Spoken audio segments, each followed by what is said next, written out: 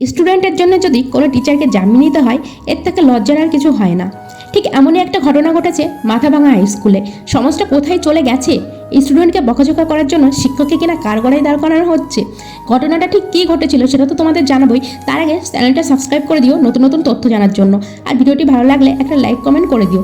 শিক্ষক স্টুডেন্টদের মারবে, বকাঝকা করবে, এটা যেমন স্বাভাবিক, তেমন শিক্ষকদেরও মনে রাখতে হবে ঠিক কতটা মারা উচিত। তো চলো পুরো ঘটনাটা স্টুডেন্ট ও তার পরিবারের মুখ থেকে শুনে নিই। আর আসল দোষ কার ছিল, তোমাদের কি মতামত সেটা অবশ্যই জানিও। মাথাভাঙা হাই স্কুলের শিক্ষক তন্ময় চক্রবর্তী একটি ছোট্ট ছেলেকে ঠিকমতো কেন আসেনি তার কারণ জিজ্ঞেস করায় যে উত্তরটি পেয়েছিল ব্যথিত হয়েছিল, তার জন্য বকাঝকা করেছিল।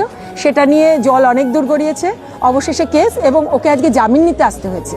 শিক্ষক হিসেবে এই লজ্জা রাখার জায়গা আমাদের নেই, এবং আমরা মনে করি আমরা সমস্ত শিক্ষক সমাজ যদি আজকে ওর পাশে না দাঁড়াই, এই অন্যায়ের প্রতিবাদ যদি না করি, তাহলে আমরাই বা আমাদের ভবিষ্যৎ প্রজন্মকে কোন দিশা দেখাবো।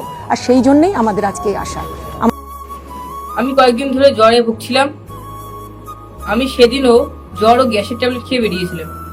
সকালে টোটো না পাওয়ায় আমি হেঁটে বেরিয়েছিলাম স্কুলের জন্য। তো তখন আমার স্কুলে ঢুকতে 2 থেকে 3 মিনিট দেরি হওয়ায় স্যার আমাকে বদমেজাজে বলল যে তোমার দেরি হলো কেন। আমি বললাম, স্যার আমি সকালে টোটো পাইনি এবং আমার শরীর খারাপ ছিল, ওই জন্য আমার দেরি হয়েছে। ওই জন্য স্যার আমাকে বাইরে কান ধরে দাঁড়িয়ে রেখে দিল। তারপরে আরেকজন সহপাঠী বা স্টুডেন্ট আসলো, তখন তাকে ঢুকতে দিল এবং আমাকে ঢুকতে দিল না। তখন আমি স্যারকে বললাম, স্যার আমার কি দোষ যে আমাকে ঢুকতে দিলেন না, ওকে ঢুকতে দিলেন। ওই জন্য স্যার এসে আমাকে যেখানে মেরেছে সেখানে মেরেছে। বা গালে 4টা থাপ্পড়, তারপর ডান গালেও মেরেছে, তারপর চুলের মুঠি ধরে টেনেছে, তারপর চিপ ধরে টেনেছে, মানে যেখানে মেরেছে সেখানে মেরেছে। ওটা কি ক্লাসরুমের সামনেই? হ্যাঁ, মানে সেখানে সিসিটিভিও ছিল।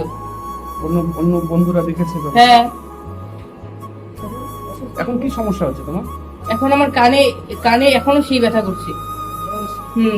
সেজন্য জ্বরও আসে রাতে। ঠিক আছে, এসেছে। তো বিষয়টা হচ্ছে স্কুল কর্তৃপক্ষ এবং ওই মাস্টারমশাই তন্ময়বাবু যেভাবে আমাদের পরিবার, আমার ছেলে সবাইকে নিয়ে যে মিথ্যাচার করছে, সেই মিথ্যাচার উপলক্ষেই সাংবাদিক সম্মেলন এবং সঠিক তথ্যটি জানার জন্য আপনাদেরকে ডেকে নেওয়া আনা হয়েছে, সঠিকভাবে তথ্যটাকে বিশ্লেষণ করার জন্য। আপনার ছেলের সঙ্গে কি হয়েছে? হলো তো ভবিষ্যতে আরো তো অনেক বাচ্চা হতে পারে। এবার একটা প্রত্যেকটা শিক্ষকের স্টুডেন্টের উপর মারার অধিকার আছে। 10 বার কেন 100 বার মারবে। তো মারাটা তো এই না যে কান ফাটিয়ে দিয়ে রক্ত বের হবে, পা ফাটিয়ে দিয়ে ব্লাড জমবে, সেটা কিনা 2 মাস পূর্বে সেটা কোনো আইনে বলা আছে?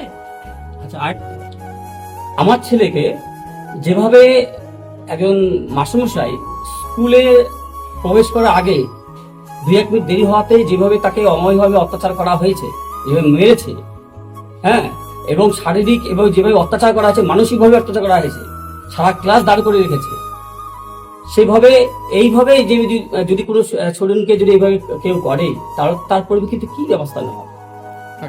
তাকে কি মেরেছে? হ্যাঁ, তাকে তো অবশ্যই মেরেছে। যেভাবে মেরেছে, তার কানের একদম অবস্থা খারাপ করে দিয়েছে। তার সে শুনতে পাচ্ছে না ঠিক মতো, তার ব্যথা কাজ করছে, ঘাড়ে মেরেছে, চুল ধরে মুঠি দিয়েছে, কান মোলা দিয়েছে। আপনারা ডাক্তারের কাছে? হ্যাঁ, ডাক্তারের কাছে আমরা এই কদিন দৌড়াদৌড়ি করছি।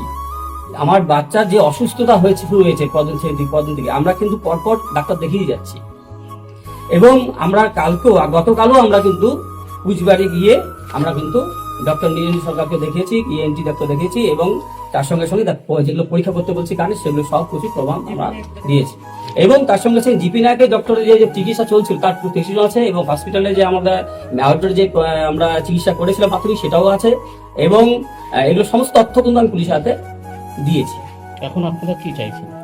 আমরা চাচ্ছি যে সঠিক বিচার। নিশ্চয়ই শুনলেন ম্যাডামদের বক্তব্য এবং এই যে স্টুডেন্ট রয়েছে তার বক্তব্য এবং তার বাড়ির লোকের বক্তব্য। তার বাড়ির লোকের বক্তব্য এটাই, তাকে কিন্তু মারধর করা হয়েছে, এমনভাবে মারা হয়েছে, তার কানে লেগেছে, এমনভাবে তার কান থেকে রক্ত বেরিয়ে এসছে এবং তাকে ডক্টর দেখানো হচ্ছে এবং তার সার্টিফিকেট পর্যন্ত আছে, হসপিটালে দেখানো হয়েছিল এবং প্রাইভেট ডাক্তারও দেখানো হয়েছে।